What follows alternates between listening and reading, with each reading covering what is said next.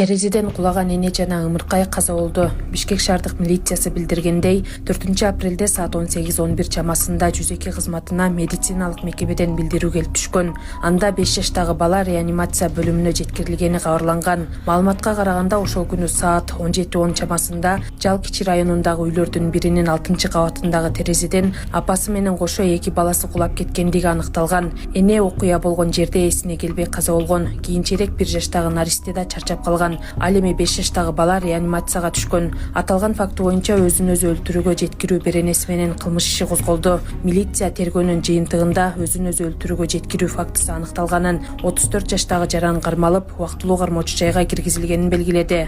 Министрлик ата-энелерге эскертет. Ички иштер министрлиги ата-энелерге балдардын коопсуздугун камсыз кылууну, терезелерди ачык калтырбоону эскертти. Мекеме күн жылгандан баштап балдардын терезеден кулап кетүү коркунучу жогорулай турганын белгиледи. Мындан улам ата-энелерди балдарды терезеси ачык бөлмөдө кароосуз калтырбоого, терезелерге атайын кармоочу жана чектөөчү каражаттарды орнотууга, эмеректерди терезеге жакын жайгаштырбоого, балдарга ачык терезе кооптуу экенин дайым түшүндүрүп турууга чакырды. Мындан тышкары москиттик торлор коопсуздук боюнча жалган ишеним жаратарын, алар баланын салмагын көтөрүүгө ылайыкташтырылбагандыктан кулап кетүүнүн алдын албай турганын белгиледи. Мындай торго таянган бала оңой эле терезеден кулап кетиши мүмкүн экенин эскертти. Эсиңизде болсун, баланын коопсуздугу чоңдордун жоопкерчилиги. Кыска убакытка болсо да көзөмөлсүз калтыруу кайгылуу кесепеттерге алып келиши мүмкүн, деди министрлик. Чоң Чүй каналынын боюнда балык уулап жүргөн жаран токко урунуп каза болду. Маркумдун жубайы кайгылуу окуя электр тармактарынын начар абалынан улам болгонун жазган.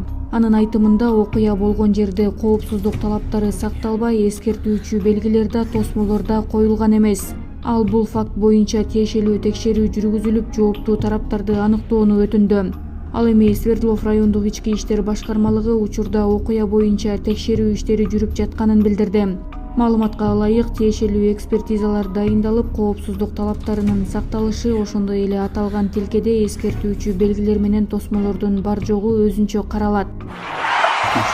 Биз ошо жол кырсыгынан улам ошол состоянияга түшүп калды балам. Эч бир ата-энени Аллахым бала менен сынабасын. Ассаламу алейкум, урматтуу кыргыз элим. Мен Кубанычбек кызы Кымбат. Мындан алдында сиздерден жардам сурап кайрылган элек. Ушу баламдын акыркы жолку ошо 4-операциясына жардам берип кетүүңүздөрдү суранам. Операция Түркия мамлекетинде болгондуктан бизге $45,000 акча каражаты керектелүүдө. Бизде андай акча каражат жок болгондуктан сиздерден жардам сурап кайрылабыз. Көптү көрсө көл болот дейт. Алланын ыраазычылыгы үчүн 5 сом, 10 сом болсо да жардамыңыздарды аябаңыздар. Ушу балам бутуна туруп басып кетсин көптүн катарында. Сиздердин жардамыңыздар менен мына ушунчалык кыймылга келип отурат. Менин балам азыркы учурда башында аппарат менен жашап жатат. Баарыңыздардан Аллах таалам ыраазы болсун. Ушу баламдын басып кетүүсүнө себепкер болдуңуздар. Аллах таалам ыраазы болсун. Туткан орозоңуздар кабыл болсун.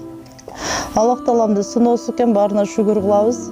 Биз алдамчы, мошенник эмеспиз. Бардык карта өзүмө караштуу, өзүмө таандык.